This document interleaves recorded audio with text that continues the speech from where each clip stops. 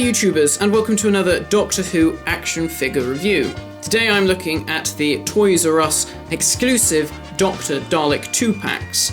Today we're looking at Wave 2's release of the 7th Doctor and Renegade Dalek from Remembrance of the Daleks. The figures come packaged in a window box featuring the standard classic series design. The sides and backs of the box feature various information regarding the set, as well as a number of publicity images of the 7th Doctor and Ace.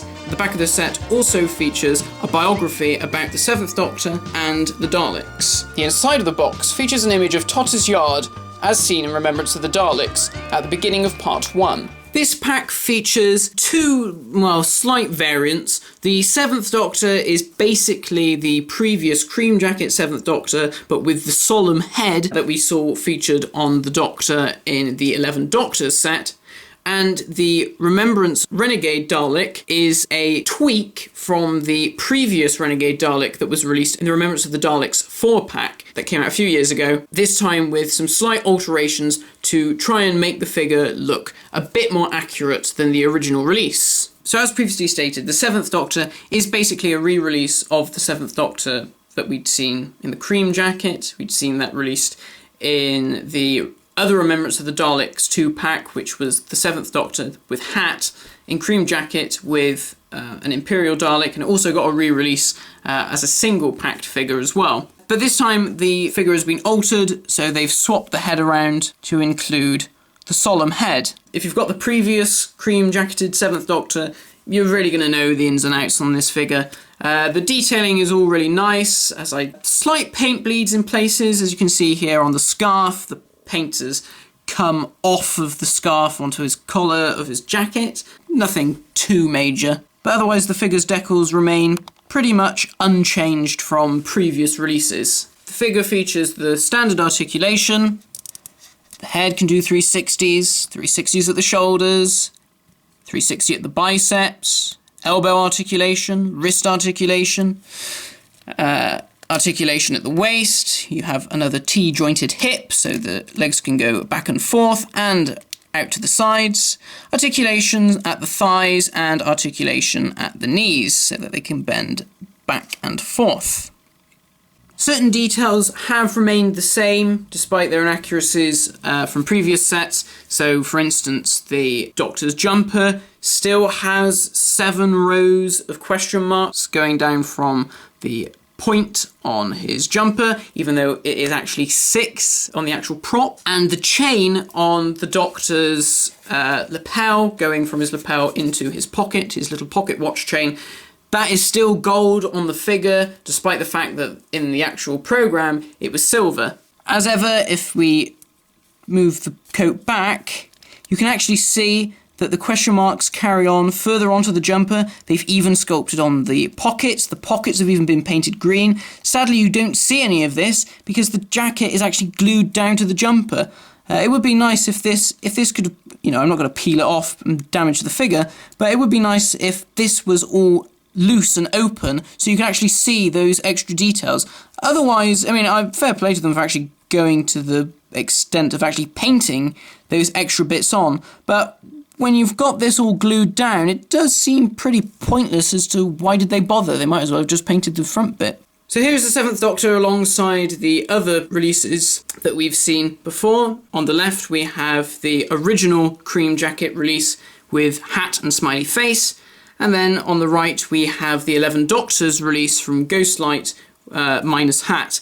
Obviously this set, the Doctor doesn't come with his umbrella. Apparently that was due to cost reasons. They couldn't cost out adding the umbrella.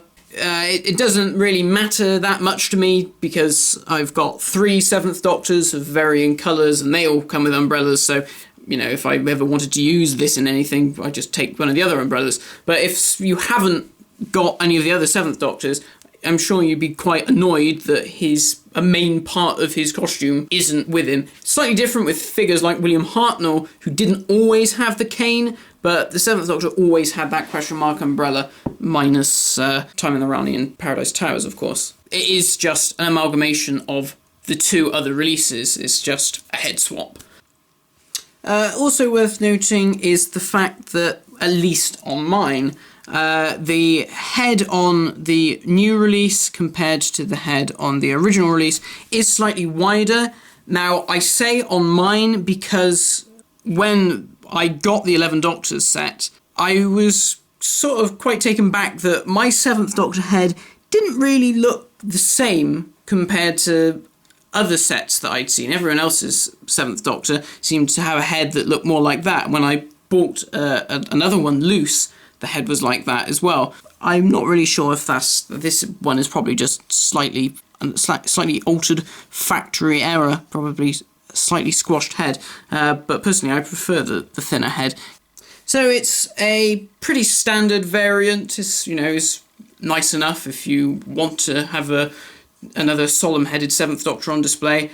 Obviously, I and practically the rest of the action figure community were a bit disappointed that we haven't got the 7th Doctor with this solemn face but wearing his hat.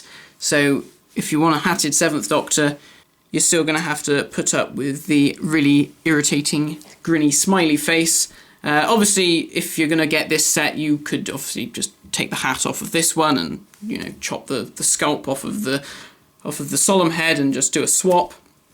And finally, the Dalek in this pack is also a slight tweak on the original release, only slightly, however. The slats around the side have now been redone. So this time, as you can see, there is grating effects. You can actually see the mesh, and that's all been nicely painted.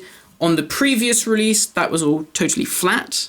The dome lights on this Dalek have also been improved. We've got the newer ribbed effect dome lights, which are the Mini Cooper lights. And the Dalek's eye stalk has also been improved from the previous release. This time it uses the Dalek eye stalk that was seen on the Necros Dalek from Revelation of the Daleks. So overall, this new version of this Dalek is far more accurate. Obviously, the actual body is the same as the previous 60s and 70s Daleks. We're never going to get a accurate 80s Dalek body because of cost reasons. However, there is a slight issue with this Dalek compared to the previous release. That is the fact that the slats are grey, when in fact they should be black. This really was an accident at the factory. Al Juar tweeted that when he noticed this, he thought, oh crap. It's irritating that it happened, but it's just human error. But if you want to fix it, it's not going to be too difficult. You could just get a permanent marker and colour in the slats. It's not like they coloured the balls the wrong colour or anything like that. So here are the two Daleks side by side. On the left we have the original Dalek release from the Remembrance of the Daleks 4-pack, and now we have the new version. So you can see the differences quite apparent. Obviously the black slats on one and the grey slats on the other. The eye stalks are obviously quite different. The larger, more accurate eye stalk on the new Toys R Us set compared to the smaller, very teeny tiny one on the Remembrance Dalek set from before. And of course you can see the difference in the mesh. Here it's just flat, and here we have the mesh added in. A few people have pointed out that the number of slats aren't correct. There should be more slats, more like the other Dalek releases with the slats. And I'll be honest, when this figure was announced, and it was announced that it was going to be more accurate, I did think they were just going to add the standard slats from previous releases. So for instance, this one, I thought they were just going to stick those on that and just repaint it. But instead they went to the original sculpt here and tweaked it and added the mesh effect to it. Honestly, it doesn't bother me that there aren't enough slats.